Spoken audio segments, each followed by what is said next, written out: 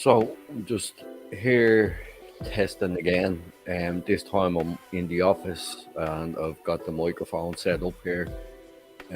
What I'm going to do is just a quick book review again, just to check out all this setup.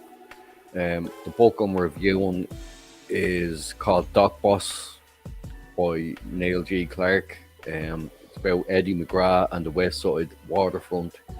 I am on the west side of Manhattan along Hell's Kitchen neighborhood. The book says about 289 pages in story, and then you have the couple of pages in the background then as references, which comes in handy if you're into mob history. You can read up on the articles yourself. Where do I start? Well, again, like with the likes of the Irish mob, none of these guys were really household names. And again, it's the same with Eddie McGrath and his gang. You know, this book, again, it's Doc Boss. It fills in the gaps between, if you know anything about Hell's Kitchen neighborhood and the gangsters, there was Oni Madden and then Huey Mulligan, and then after that, Mickey Spillane took over. So this fills in the gap nicely between Oni Madden's reign in the 1920s, the Prohibition years, and then into the late 1940s and 50s. So the book follows Eddie McGrath, his brother-in-law, and his co-leader, John Cockeye Dunn. And what they did was they infiltrated the unions in the ILA, the International Longshoremen's Association. What they used to do was they'd infiltrate, take over the union, and then bring in all their guys. So it's more based on labor racketeering. You know, gives you a good insight as to what labor racketeering is. These guys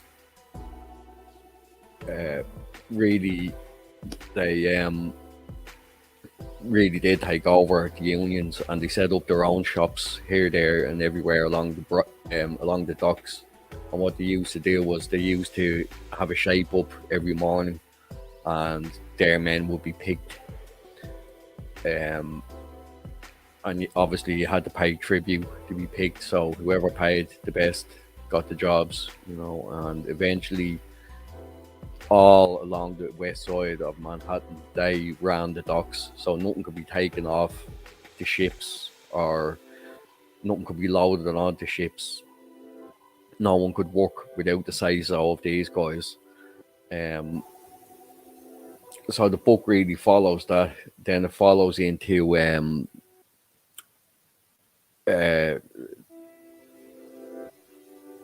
sorry, gone blank there. It follows into the main people along the docks, because, as you say, there was President Joe Ryan of the ILA. He was just as corrupt as any of the others. He was a gangster in himself. Then it follows on to Eddie McGrath was linked into the mafia, especially Jimmy Blue Eyes Allo. He was friendly with Frank Costello, Lucky Luciano, Meyer Lansky. He grew up with them.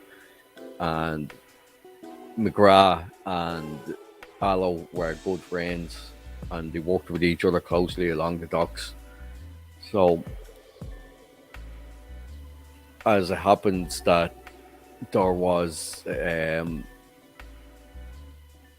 outbreak of violence between rival groups to run the docks. So in this book alone, there's the West Side Mob War, it was called, and they really went at each other.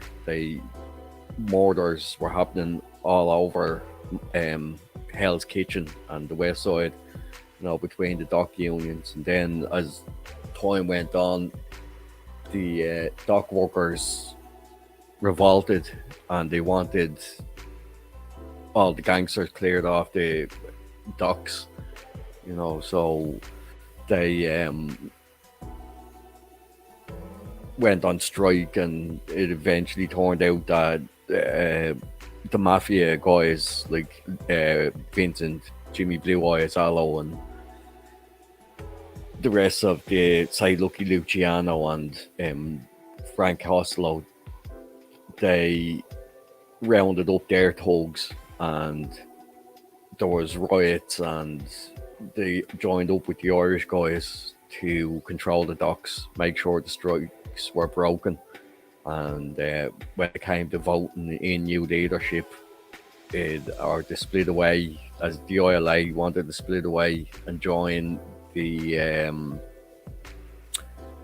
union that Jimmy Hoffa ran. Can't think of it right now. The Teamsters. So there was riots involved, and there was involvement of organised crime involved in stuffing the ballots and making sure that whoever was to be voted in got the right votes. Made sure that people voted the correct way, I suppose.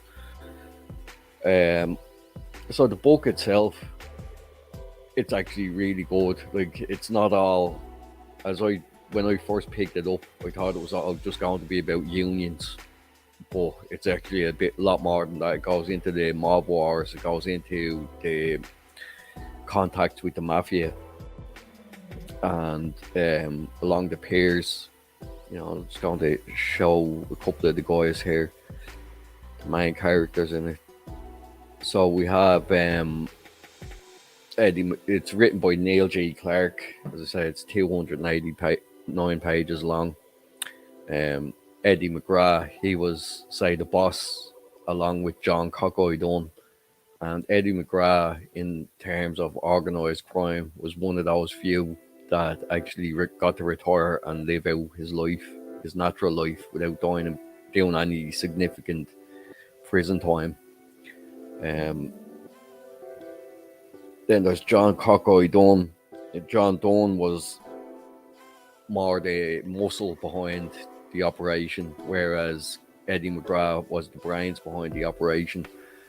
But John Cockeye Dunn was executed in Sing Sing prison in Old Sparky, electrocuted to death for the murder of another union official. As I say, it gets into the dark side of the union shakedowns, and this guy in particular that he murdered was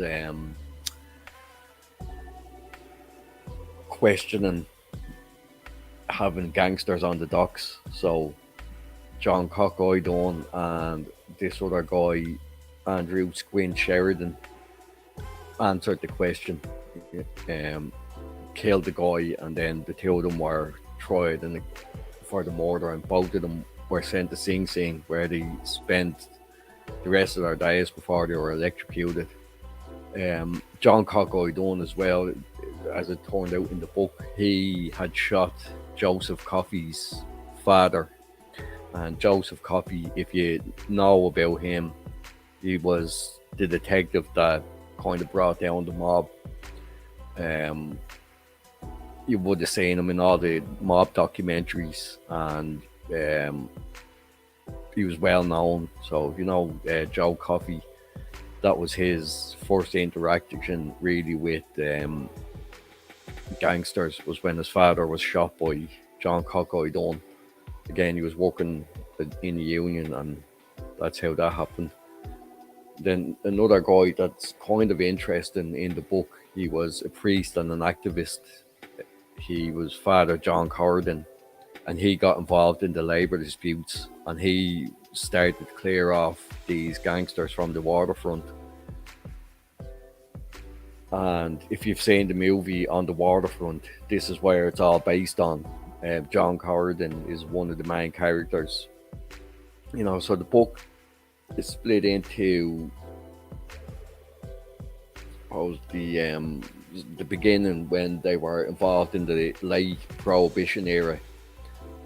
They were runners on trucks and selling beer and stuff. but then it moves into the war on the docks. And then eventually it becomes into getting the gangsters off the docks. And John Corridan would have been very involved in that with the workers' union, with the workers themselves, not the gangsters. And he was in the middle of all these strikes and the votes to move away from the ILA. So,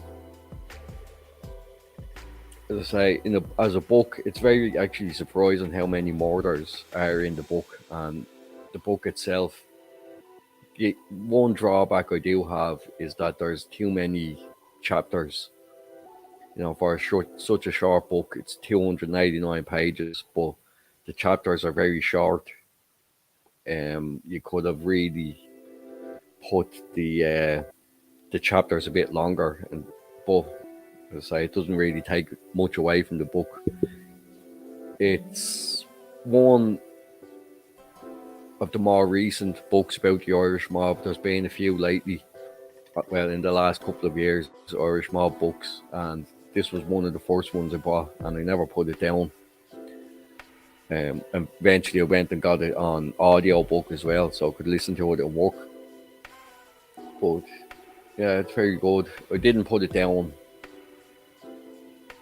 and it's easy to jump into. So if you have to put it down, say you're just one of these people, you get busy, you don't have time, but you pick it up later on, you'll drop straight back in, and it's easy to follow. There's not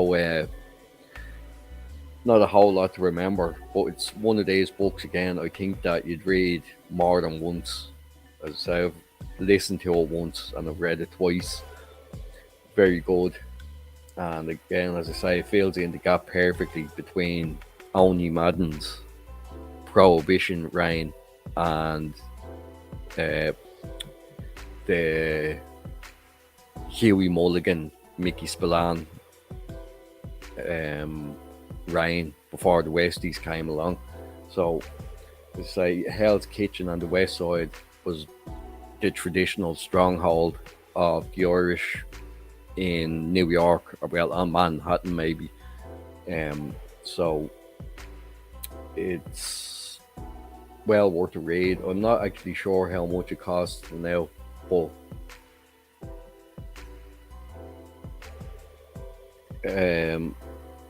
as I say, if you get a Amazon Audible account, you get a free audio book. Well worth maybe just signing up for that alone, but the book itself is probably better. I think I just prefer reading books rather than audio books. So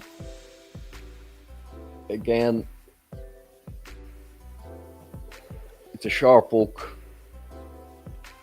It's well worth your time reading, and I'll have a few more book reviews coming over the next while. As I say, there's been a couple of books about the Irish gangs after coming out in the last couple of years. So I'll leave it at that and we'll pick it up again sometime.